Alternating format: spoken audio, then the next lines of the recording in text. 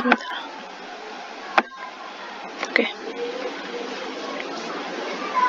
Bismillahirrahmanirrahim. Assalamualaikum warahmatullahi wabarakatuh. Selamat siang Bapak Sugandi Miharja dan teman-teman semuanya. Kami dari kelompok 2 akan mempresentasikan hasil tugas kami untuk mata kuliah BK Industri dengan topik pembahasan penelitian BK Industri.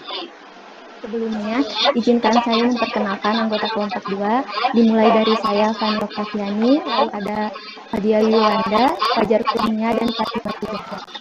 Dalam presentasi kali ini ada 4 agenda, yaitu yang pertama pembukaan, yang telah saya buka, yang kedua yaitu pemaparan materi, yang ketiga tanya jawab, dan yang keempat yaitu penutupan.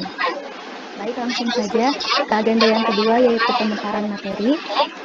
Yang pembahasan pertamanya yaitu tentang ranah penelitian BK yang akan disampaikan oleh rekan kami Fadia Yolanda. Kepada Fadia dipersilahkan. Baik, terima kasih sebelumnya kepada moderator. Bismillahirrahmanirrahim. Di sini saya akan coba menjelaskan materi yang pertama, yaitu mengenai ranah penelitian bimbingan dan konseling industri. BK Industri sendiri yaitu menerapkan prinsip-prinsip ilmu perilaku pada lingkungan kerja. Nah, tujuan BK Industri ini untuk meningkatkan performa karyawan serta organisasi tempat mereka bekerja dengan mengembangkan ilmu pengetahuan mengenai perilaku. Perbedaan yang mendasar antara BK Industri dengan bidang keilmuan lainnya terdapat pada penerapan beberapa prinsip. Contohnya yaitu teori behavioral digunakan untuk mengembangkan program pelatihan serta penguatan.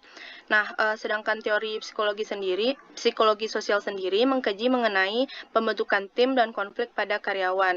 Perbedaan kedua yaitu BK Industri fokus meneliti faktor-faktor yang mempengaruhi individu yang ada dalam suatu organisasi, sehingga program dirancang untuk pengembangan individu. Perbedaan lainnya yang membedakan BK Industri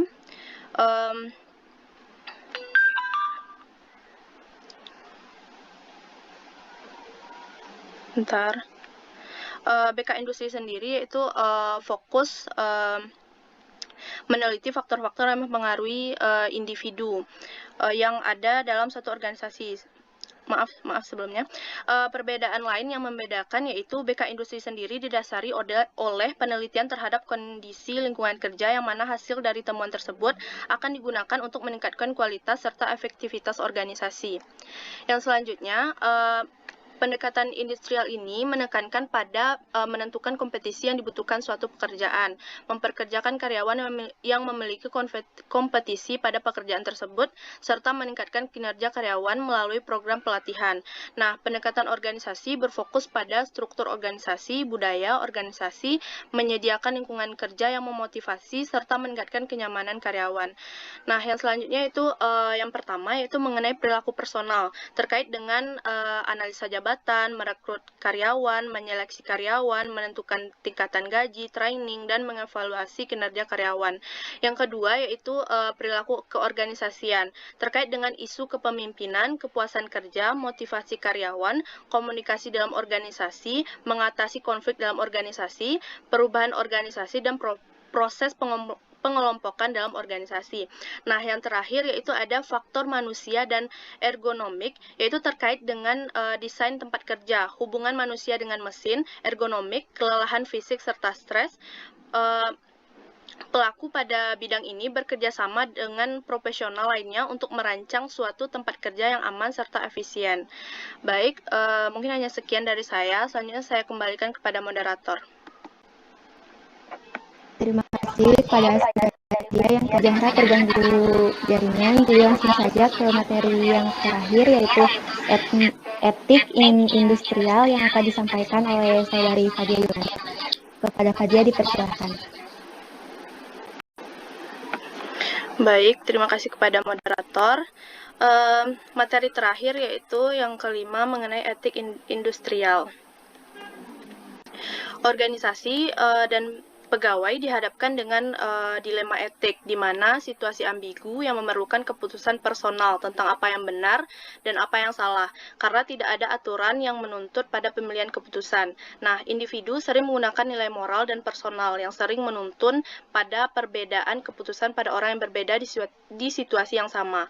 Ada dua tipe dilema etik dalam hidup, yakni tipe A dan tipe B. Yang pertama yaitu tipe A. Dilema tipe A menunjukkan ketidaktentuan yang tinggi pada apa yang baik dan buruk. Tidak terlihat solusi yang terbaik dan setiap keputusan memiliki konsekuensi positif dan negatif. Yang kedua yaitu tipe B. Dilema tipe B ini juga disebut rationalizing dilemmas. Perbedaan antara salah dan benar jauh lebih jelas daripada tipe A. Biasanya individu tahu apa yang benar namun memiliki solusi yang lebih menguntungkan dirinya sendiri. Contohnya yaitu ketika akan menjual mobil ketika akan menjual mobil, tidak akan memberitahu calon pembeli berbagai masalah yang pernah dialami pada mobil, karena hal itu menguntungkan sebagai penjual. Nah, tipe B disebut rational dilemmas karena individu merasionalisasikan bahwa mereka benar dengan mengatakan bahwa semua orang melakukan hal yang sama. Sekian dari saya kembalikan kepada moderator. Terima kasih saudara kalian telah menerangkan ethics in industrial. Sekarang